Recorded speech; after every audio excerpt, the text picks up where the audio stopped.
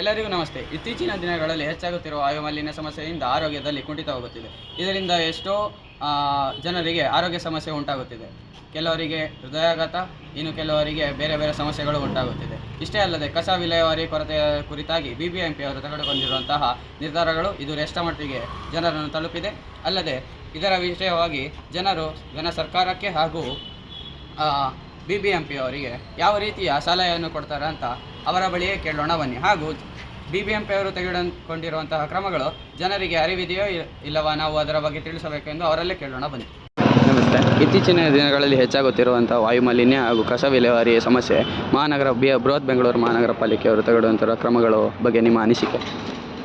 ಇವಾಗ ವಾಯು ಮಾಲಿನ್ಯನ ಕಡಿಮೆ ಮಾಡಬೇಕಂದ್ರೆ ಎಲೆಕ್ಟ್ರಿಕ್ ಬೈಕ್ಸ್, ಕಾರ್ಸ್ ಎಲ್ಲ ಇದ್ದಾವಲ್ಲ ಅವನ್ನ ಯೂಸ್ ಮಾಡಬೇಕು. ಅದರಿಂದ ಪೆಟ್ರೋಲಿಯಮ್ಮು ಉಳಿಯುತ್ತೆ. ಈಗ ಪೆಟ್ರೋಲ್ ಇಲ್ಲ ಮತ್ತು ಖಾಲಿ ಆಗ್ತಾ ಇದೆ, ಅದನ್ನು ಕೂಡ ಉಳಿಸ್ಬೋದು. ಅಷ್ಟೇ ಅಲ್ಲದೆ ವಾಯು ಮಾಲಿನ್ಯ ಕೂಡ ಕಡಿಮೆ ಮಾಡ್ಬೋದು. ಅಷ್ಟೇ ಅಲ್ಲದೆ ಕಸ ವಿಲೇವಾರಿ ಅಂದರೆ ಎಲ್ಲ ಕಡೆ ಪೌರ ಕಾರ್ಮಿಕರೆಲ್ಲ ಕರೆಕ್ಟಾಗಿ ಕಸನ ವಿಲೇವಾರಿ ಮಾಡಿ ಗಾಡಿಗಳಿಗೆ ಹಾಕಿ ಕ್ಲೀನ್ ಇಟ್ಕೊಂಡು, ಮತ್ತು ಜನರು ಜಾಗೃತವಾಗಿ ಅವ್ರ ಕೆಲಸನ ಅವ್ರು ಮಾಡಿಕೊಂಡು ಕರೆಕ್ಟಾಗಿ ಗಾಡಿಗೆ ಎಲ್ಲ ಬಂದಾಗ ಅವ್ರು ಹಾಕಿದರೆ ಧನ್ಯವಾದಗಳು.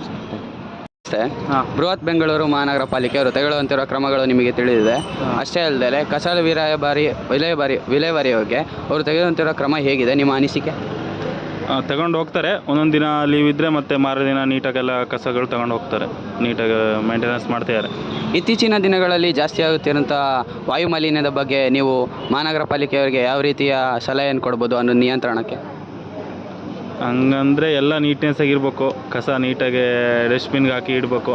ಎಲ್ಲ ಅಲ್ಲಲ್ಲೆಲ್ಲ ಎಸ್ತು ಹೋಗ್ತಾರೆ, ಅದು ಮಾಡಬಾರ್ದು, ಜನನೂ ಅರ್ತ್ಕೋಬೇಕು ಅಂತ ಹೇಳ್ತೀನಿ. ಧನ್ಯವಾದಗಳು.